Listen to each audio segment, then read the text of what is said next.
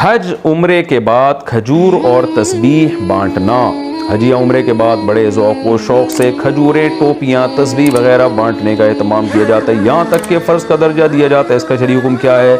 Mrs ثنا کاشف کراچی سے، بھائی اگر کوئی ضروری سمجھ رہا ہے تو پھر تو جائز نہیں ہے۔ میرا خیال ہے ہمارے ہاں تو اس کو ضروری نہیں سمجھا جاتا، کوئی بانٹ دے ٹھیک ہے، نہیں بانٹے تو بھی ٹھیک ہے، لیکن جہاں یہ چیزیں ضروری سمجھی جانے لگی ہیں اور بانٹنے والے پر ایک بوجھ ہے کہ یار، مجھے یاد ہے میرے ساتھ ایک صاحب حج میں تھے، وہ ہر جگہ سے کھجوریں اکٹھی کر رہے تھے، کہیں بھی پڑی ہوئی نظر آتی اکٹھی۔ میں نے کہا کیوں؟ کہہ رہے ہیں یار میں اپنے گاؤں جاؤں گا، سب کو کھجوریں بانٹنی پڑیں گی، میرے پاس اتنے پیسے نہیں ہیں، اس لیے جہاں کھجور ملتی ہے میں اٹھا کے ڈبے میں ڈال لیتا ہوں۔ تو یہ تو ظلم ہے نا گلے کے اوپر۔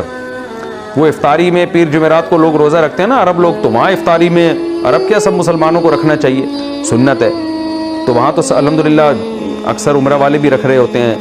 تو جتنے بھی دسترخوان پہ جو کھجوریں بچتی تھی وہ جتنی ان کے ہاتھ میں آتی اٹھا کے جمع کر کے پھر گاؤں لے کر گئے، تو یہ اگلے پر ظلم ہے۔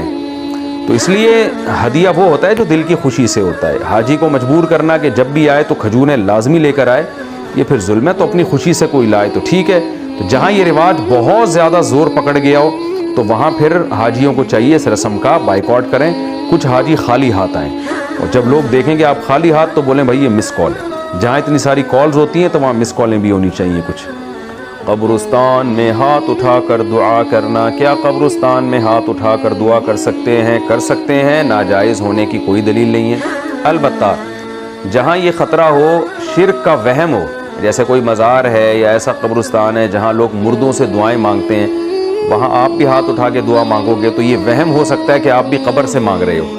تو ایسی وہم والی جگہوں پہ بہتر یہی ہے کہ ہاتھ اٹھا کے دعا نہ مانگی جائے، تاکہ شرک کا دروازہ نہ کھلے اور لوگ آپ کے بارے میں بدگمان نہ ہو۔ لیکن جہاں ایسا نہیں ہے، جیسے سعودی عرب میں تو اس کا تصور نہیں ہے کوئی قبر سے مانگ رہا ہو، تو وہاں اللہ کا فضل ہے کہ یہ قبر پرستی نہیں ہے وہاں، جیسے ہمارے انڈیا پاکستان میں جو بدعتیوں نے شروع کی ہوئی ہے، سعودی عرب میں تصور نہیں ہے۔ اب وہاں اگر کوئی ہاتھ اٹھا کے دعا مانگ رہا ہے تو کوئی وہم بھی نہیں کر سکتا کہ قبر سے مانگ رہا ہے، لیکن بہرحال ذرا سا بھی وہم کا اندیشہ ہو کہ قبر سے تو نہیں مانگ رہا تو پھر ہاتھ اٹھا کے دعا نہیں مانگنی چاہیے۔ میرا معمول یہ ہے کہ میں جب قبر پہ دعا مانگتا ہوں تو ہاتھ جب اٹھاتا ہوں تو رخ قبلے کی طرف کر لیتا ہوں، اس میں یہ فائدہ ہوتا ہے کہ یہ وہم ہی ختم ہو جاتا ہے۔ تو آپ کا رخ قبر کی طرف ہو اور پھر قبلے کی طرف ہو، تو صاحب قبر کے لیے آپ دعا مانگ لیں تو یہ کوئی حرج نہیں ہے اس میں۔